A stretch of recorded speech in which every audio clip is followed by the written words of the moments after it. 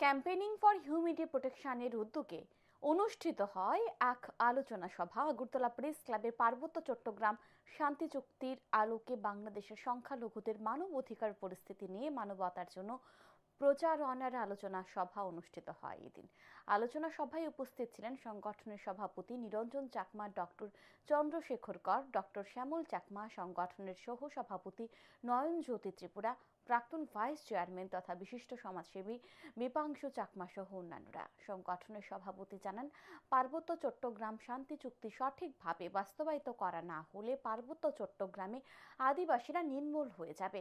তাই আন্তর্জাতিক স্তর থেকে চাপ দিয়ে হলেও এই শান্তি চুক্তি সঠিকভাবে বাস্তবায়িত করতে হবে।